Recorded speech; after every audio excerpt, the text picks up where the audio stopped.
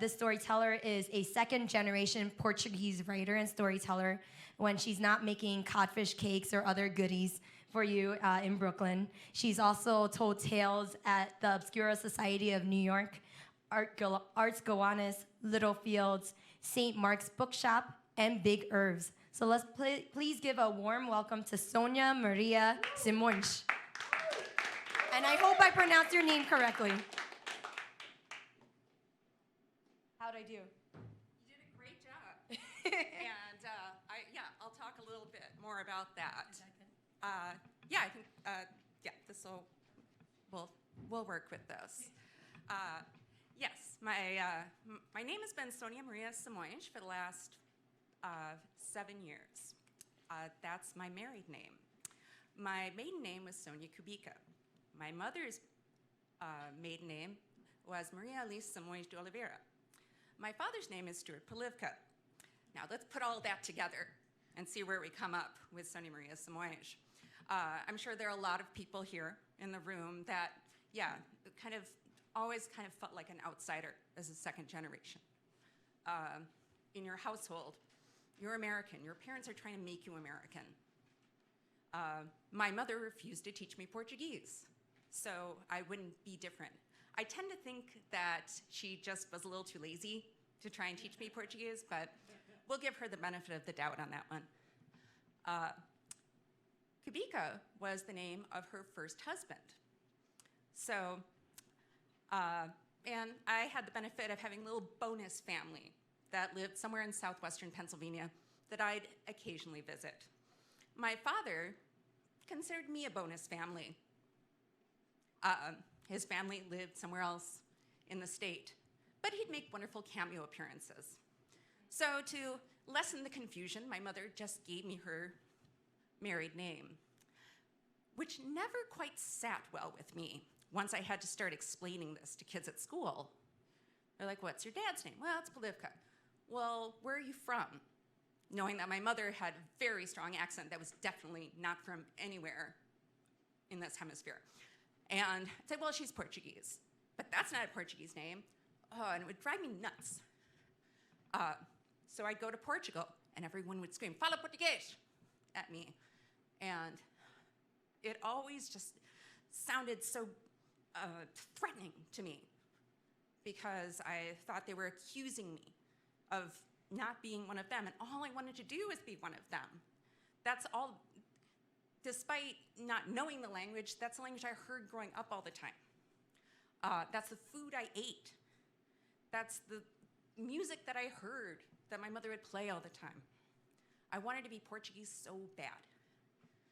So when I was in junior high, I decided to tweak my name a little bit. Instead of saying Kubica, I just moved the accent a little bit and said Kubica. I thought it sounded better with Sonia.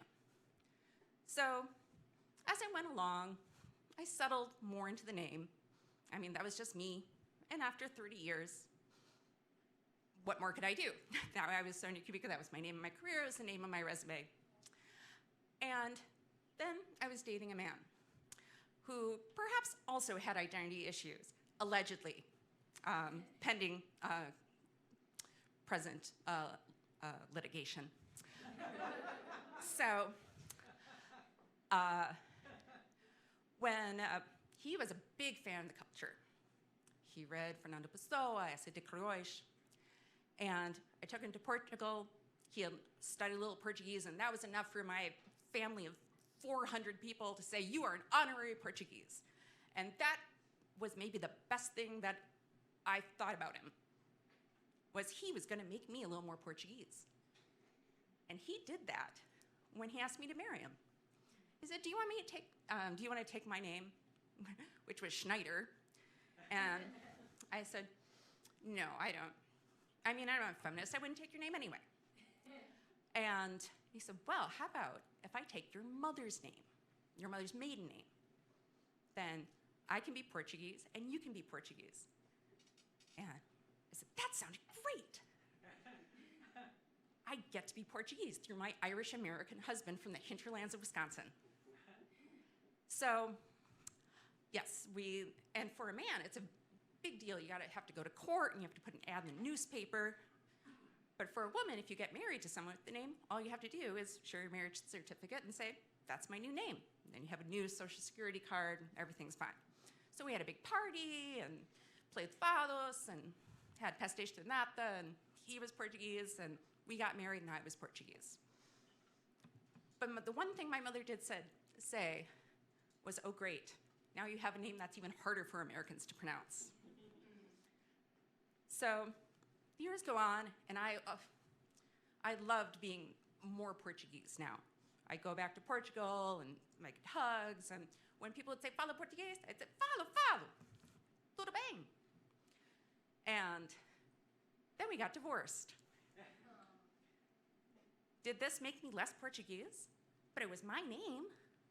There was even a little line in the settlement that said I could take back my maiden name. And obviously, that would not be an option. It was my name. And even though I wasn't married to this person anymore, I got to be in my identity. I had the roosters in the kitchen, I had the tiles, and I had what I felt was acceptance, and I had a name that fit, and it felt good. And now my husband has the benefit of a name that doesn't belong to him, that nobody can pronounce. And that's the best gift, I think, of all. Thank you.